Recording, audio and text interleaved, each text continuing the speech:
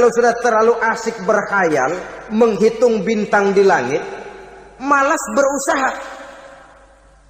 Kalau ada temannya kerja jadi buruh kasar, bawa hasil yang merupakan jerih payah dan peras keringat dia, 1 minggu bergaji 10-15 ribu, diketawain.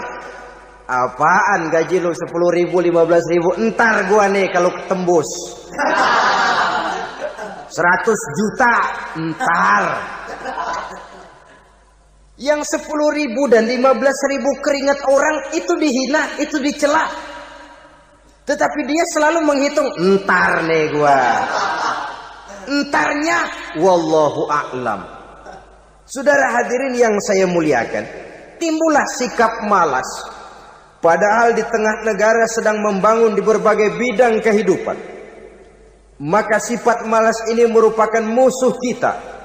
Baik mengejar kemiskinan, baik mengejar kebodohan dan keterbelakangan kita di sektor-sektor lainnya.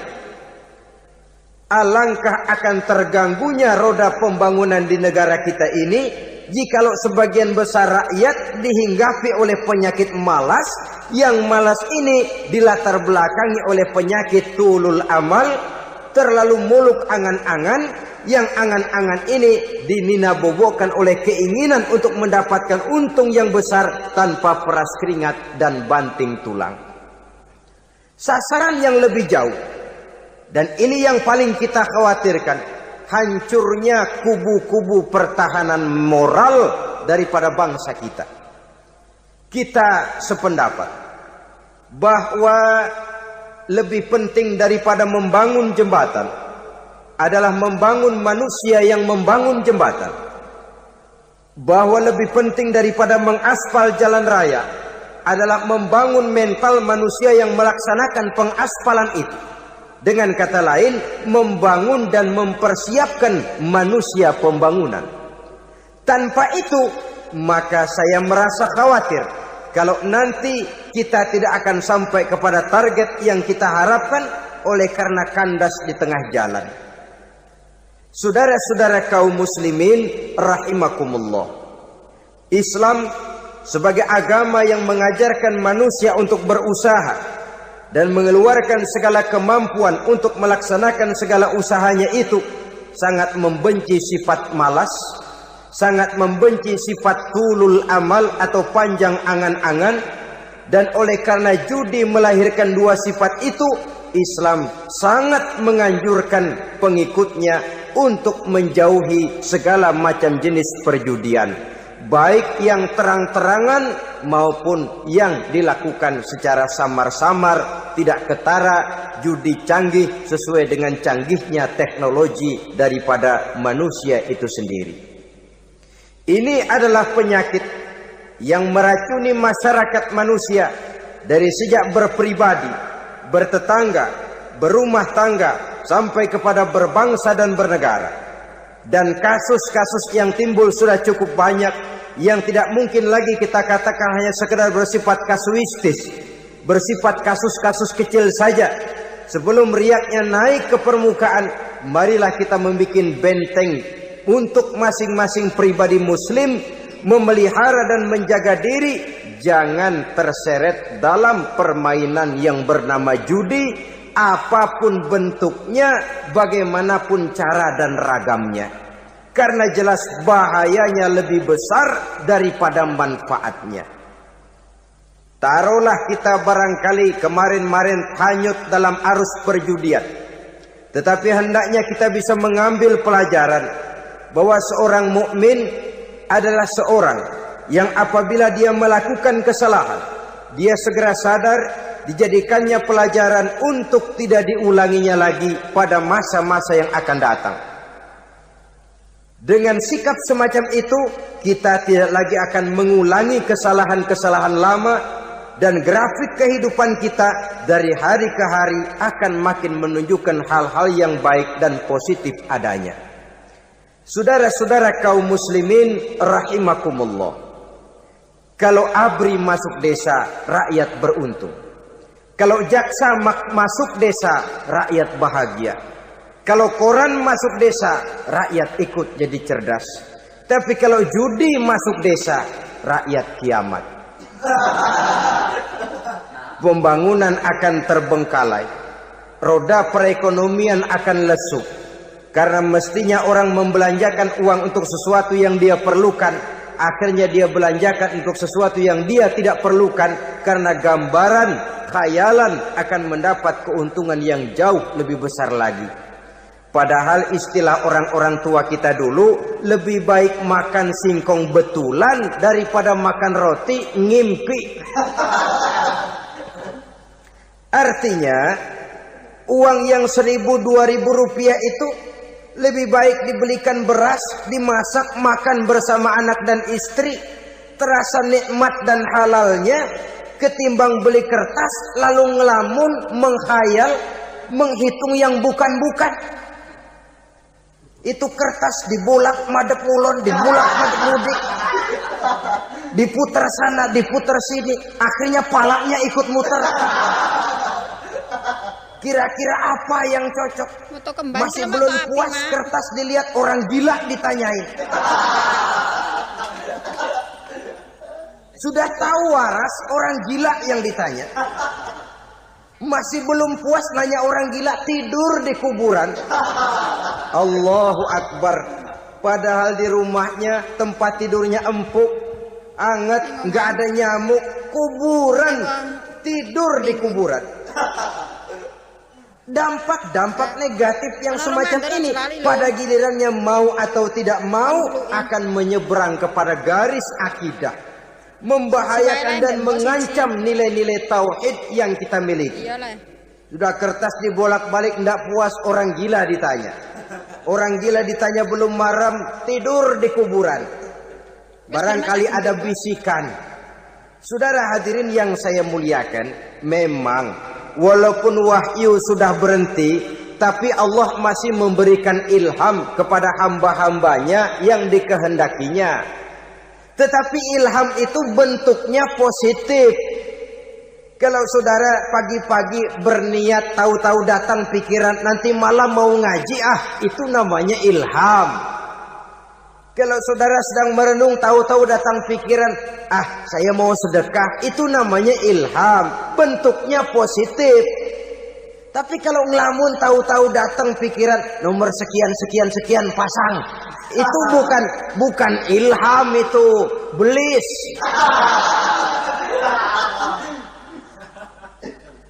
Saudara hadirin yang saya muliakan, tidak puas tidur di kuburan, cari yang lebih paten lagi, dukun ditanya. Nah, saya ingin menuduhkan persoalan. Apa tidak boleh orang ziarah kubur? Apa tidak boleh orang pergi ke dukun? Ini dalam kaitannya dengan judi, karena ini penyakit yang sudah merajalela, mewabah di kalangan masyarakat kita di lapisan yang bawah ini. Saudara hadirin yang saya muliakan, ziarah kubur bukan saja boleh, malah dianjurkan oleh Nabi. Tetapi ziarah kubur yang dianjurkan oleh Nabi itu dengan tujuan pertama, agar orang ingat kepada mati. Kafa bil mauti wa'izah, kata Nabi. Cukup dengan mengingat mati menjadi pelajaran bagi kamu semua. Maka etikanya diajarkan, kalau saudara ziarah kubur, sampai di depan pintu kubur itu kan, Assalamualaikum ya ahlal kubur, wa inna insyaallahu bikum lahikun. Kami satu saat insya Allah pasti akan menyusul kamu. Kalau kamu sekarang berbaring di sini, satu saat kami akan berbaring di sini. Ziarah kubur mengingatkan orang kepada mati. Orang yang ingat kepada mati, gaya hidupnya lain dengan orang yang tidak ingat mati. Nah, orang kalau nggak ingat mati, gaya hidupnya nggak terkontrol. Kalau dia berkuasa, Fir'aun, itu nggak ingat mati. Kalau dia kaya, Korun. Sudah gambarannya nggak merupakan gambaran-gambaran yang baik. Orang yang ingat mati, dia berkuasa, dia berlaku adil. Suatu saat saya akan mati dan ini akan dimintakan pertanggungan jawab. Orang kaya ingat mati, dia akan jadi pemurah. Kenapa? Kalau saya diberikan ilmu, pertanyaan akhirat cuma satu, ilmumu kau amalkan untuk apa? Kalau saya diberikan umur panjang, pertanyaan akhirat cuma satu, umurmu kau habiskan di mana? Tapi jikalau saya diberikan harta, pertanyaan akhirat ada dua. Hartamu kau dapat dari mana, kau belanjakan kemana? Depannya ditanya, belakangnya ditanya. Dapat dari mana, dibelanjain kemana? Sebab dua-duanya berkaitan dengan kegiatan. Kadang-kadang dapatnya dari jalan yang baik, tapi keluarnya ke tempat yang tidak baik, itu pun tidak betul. Atau dapatnya dari yang tidak baik, tapi dibelanjakan untuk yang baik, itu pun tidak bisa diterima. Oleh karenanya, dengan mengingat mati, gaya hidup seseorang jadi terkontrol karenanya.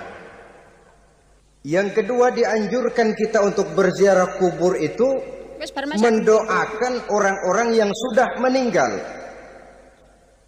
Mal mayyitu fi qabrihi illa kal gharikil mutaghawis, kata Nabi.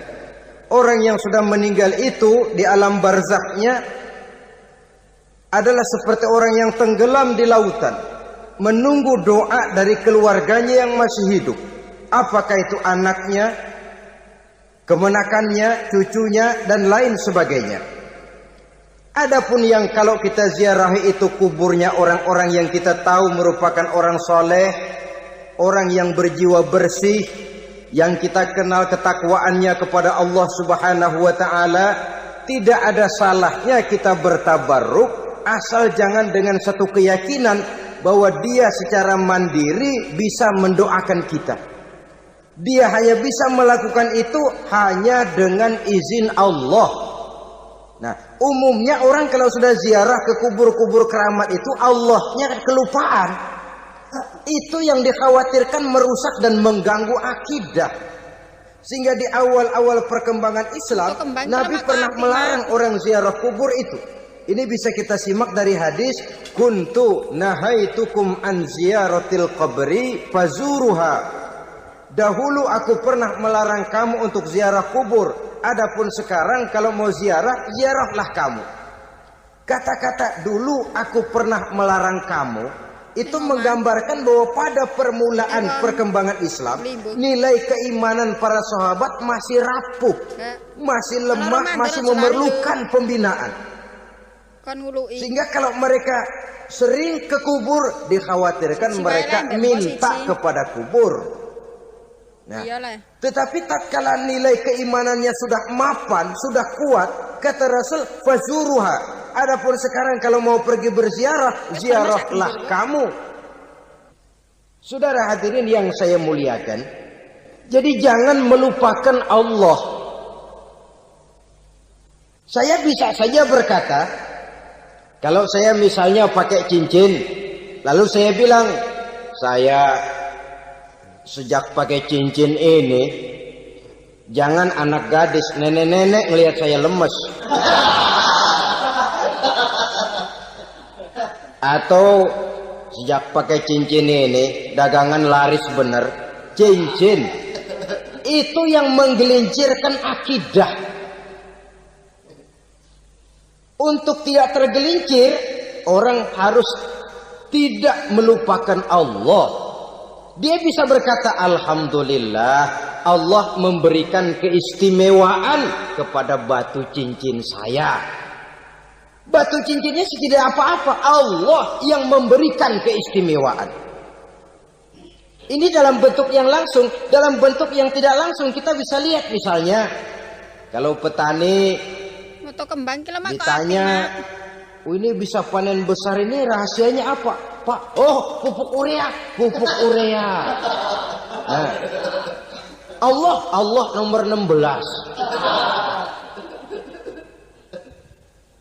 Seorang petani yang baik keimanannya, dia akan berkata, kami bisa panen besar karena izin Allah. Lah, kalau pupuknya mah pakai pupuk urea, izin Allahnya dulu, baru kemudian pupuknya nyusul. Jadi sebenarnya bukan cuma pergi ke dukun yang bisa merusak keimanan, pergi ke dokter juga bisa loh merusak keimanan. Iyalah. Kalau berkeyakinan bahwa dokter itulah yang memberikan sembuh, kenapa akidah saudara tidak tergelincir karenanya?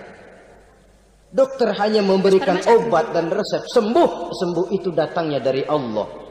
Ini yang diungkapkan lewat lisan Nabi Ibrahim alaihi salam, wa idza maridtu fahuwa yashfini. Apabila aku sakit, dialah Allah yang memberikan sembuh. Memberikan sembuh. Jangan juga menyalahartikan ayat ini. Ada ayat begini sakit terus nekat. Udah nggak usah berobat dah, memang penyakit dari Tuhan. Ntar waktunya baik ya baik ya. Udah ampeg terus dah. Orang yang berobat saja belum tentu sembuh, apalagi yang tidak berobat. Sama juga orang nggak sembahyang kita ajakin ngotot, lo juga yang sembahyang belum tentu masuk surga katanya. Lah yang sembahyang belum tentu masuk surga, bagaimana cengoran lo yang nggak sembahyang?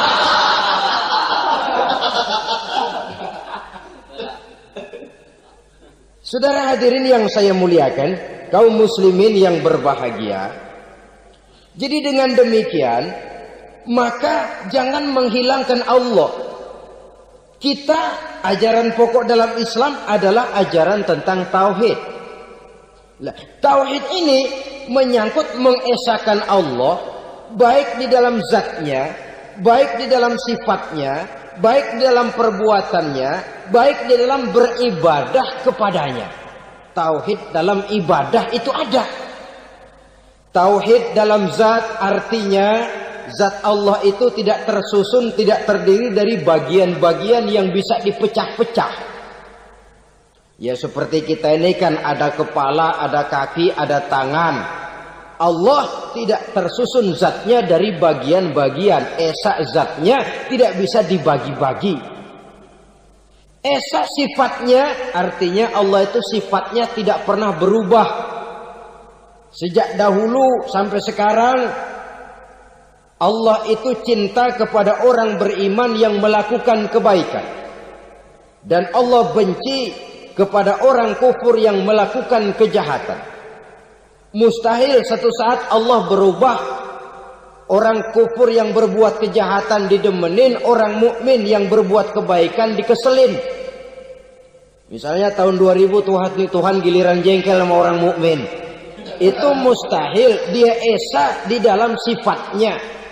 Lain dengan sifat kita manusia, sifat kita ini kan relatif.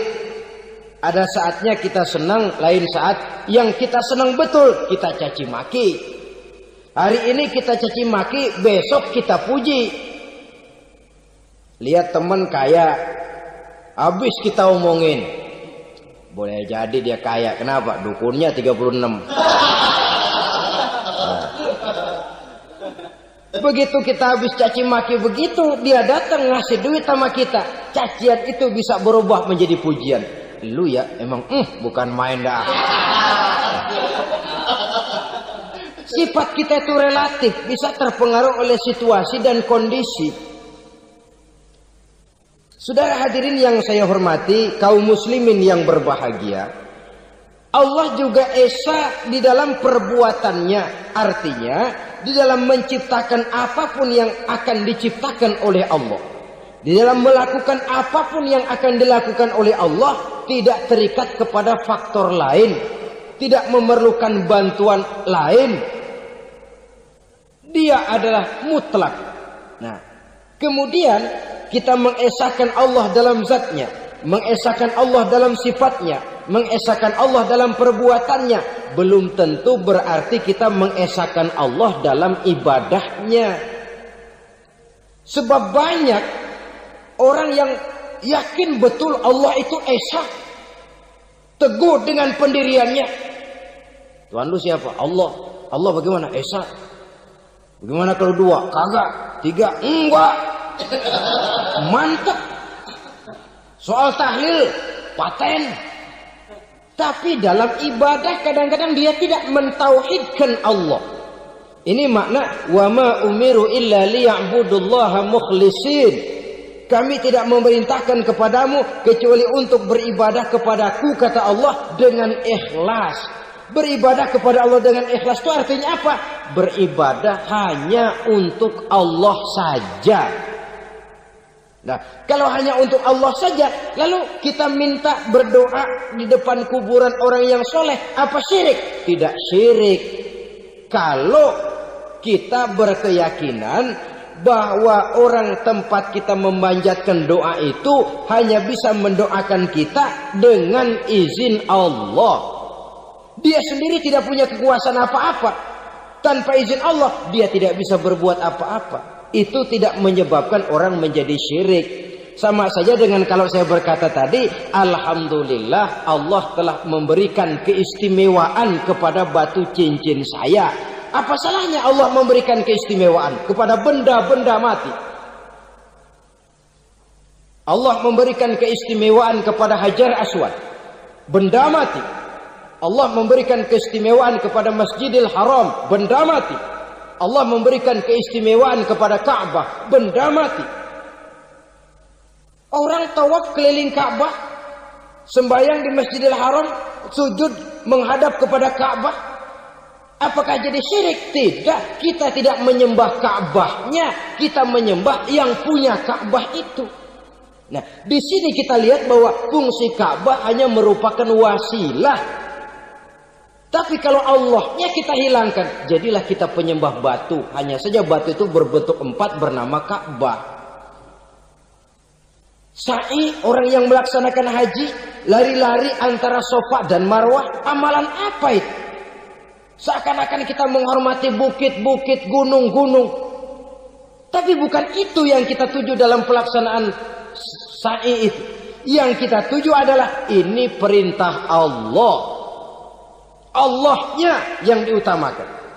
Maka hal semacam ini tidak menyebabkan orang menjadi syirik dan tergelincir dari tauhid. Tapi kalau ziarah kubur dengan niat cari buntutan, cari nomor yang cocok, ini niatnya saja sudah salah. Nah, kalau berangkat dengan niat yang salah, sampai di sana saya yakin, seyakin-yakinnya amalannya pasti salah. Lah, kubur yang diziarahin bukan kubur orang soleh. Yang mana ada orang soleh ngasih kode buntut. Ada juga orang salah, bukan orang soleh itu. Kadang-kadang dia nggak tahu kuburan siapa, nongkrong aja di situ. Memang sulit, saudara-saudara. Mental ya, namanya mental. Kalau memang mental sudah mental judi, apa saja bisa dijudiin. Jadi orang nggak perlu sebenarnya pemerintah terlalu gini, nggak usah. Kembali saja kepada mental. Kalau mental memang sudah mental judi, apaan aja bisa dijudiin. Pulang tengah malam nabrak babi, aha, babi yang keluar nih.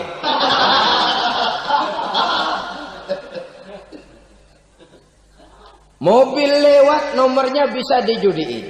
Bajai lewat, bajai bisa dijudiin. Mental. Kalau memang mental sudah mental judi, apapun saja bisa dijudikan.